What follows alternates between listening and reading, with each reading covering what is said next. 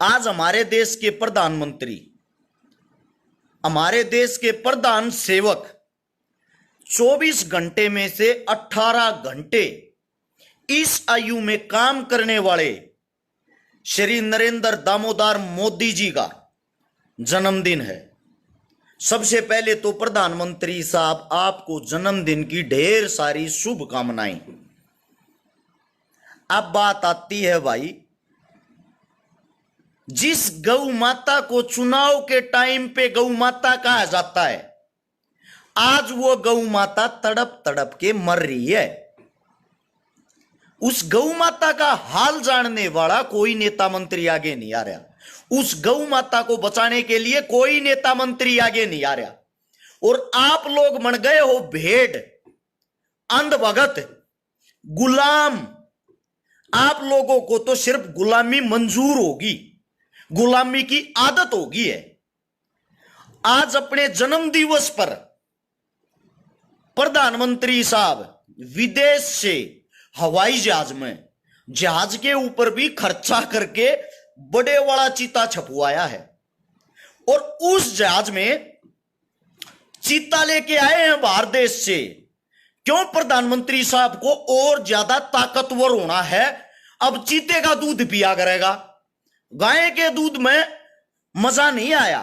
गौ माता माता कब होती है? जब चुनाव होता है।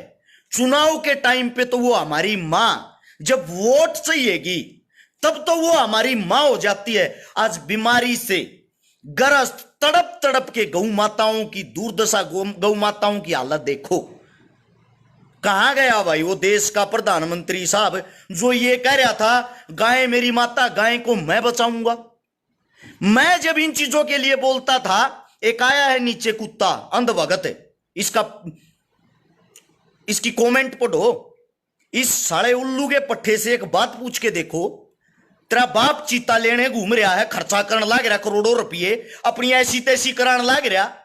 तुम्हारी समृति ईरानी गो मांस बेचती पकड़ी जा है और तुम बने हुए हो अंधभक्त।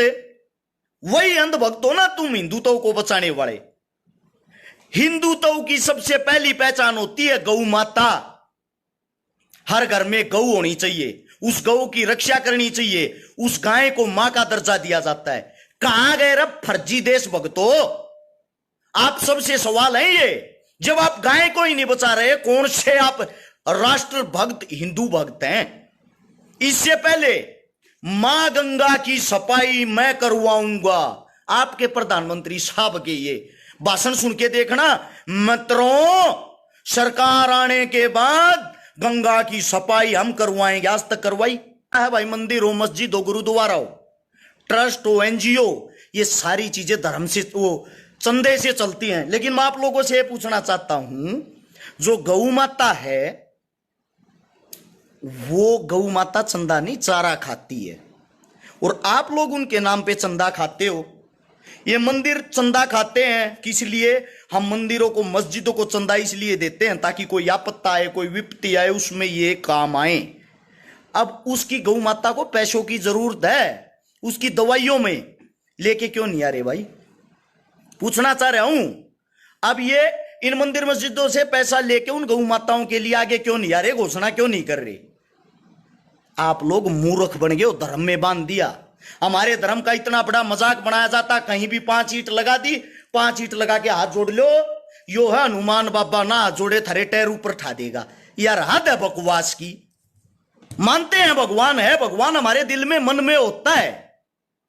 जाओ चोरी करने, कढ़ाई करो देवी माता की, ये गुण है, ये भगवान है।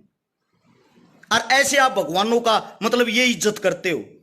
झूठे हाथ जोड़ने से अच्छा है किसी न किसी गरीब की मदद करना, किसी न किसी गरीब के काम आना।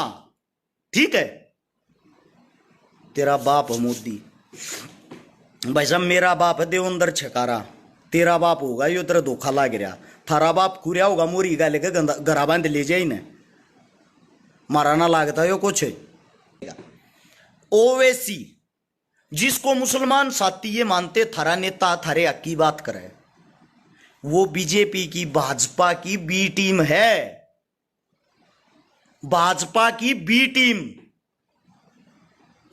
विद प्रूफ बताता हूं। अभी चुनाव हुआ था उत्तर प्रदेश के अंदर, यूपी के चुनाव पे सबका मेन ध्यान रहे हैं। यूपी के चुनाव में 90-95 सीटें ऐसी हैं जो 1500 से 2000 वोटों से अखिलेश यादव हार गया। 90-95 सीटें 1500, 2000, 3000 इस अंतर से हार गए। वे वोट पता कहां गई? सबको पता, जो मुस्लिम वोट है वो भाजपा को कभी वोट नहीं देगा। वहां इन्होंने कौन उतारा? वहां से उतारा इन्होंने ओवैसी। ओवैसी ने हर सीट से चुनाव लड़ा। जो इसके मुस्लिम भाई हैं, जिस सीट पे जितनी वोटें उन सब की वोटें उसने ले ली।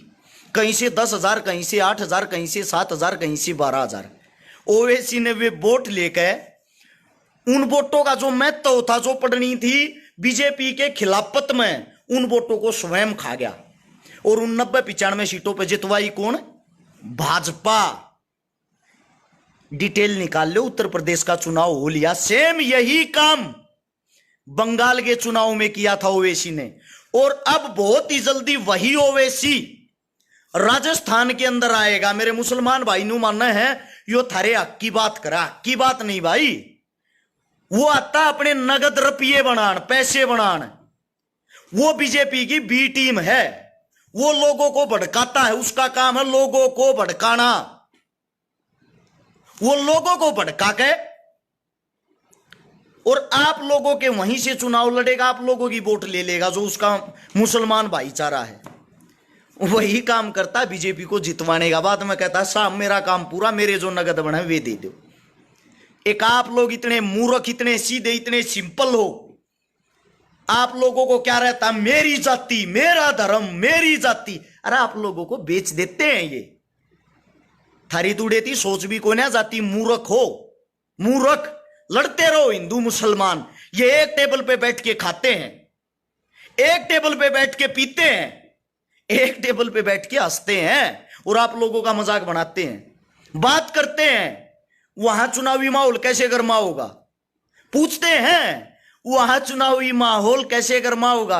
जब वह बता दे हुडे हिंदू मुसलमान करवा दो, कोई भी इसी खबर उठाकर टीवी आप चला दो, बना दो उसको बड़ी हाईलाइट। इनका काम हाईलाइट करना है और आप वही मूर्ख आदमी इनके पीछे तालियां बजाने का काम करते हो। मेरे भाई आंखें खोल लो, रास्ते से मत भटको।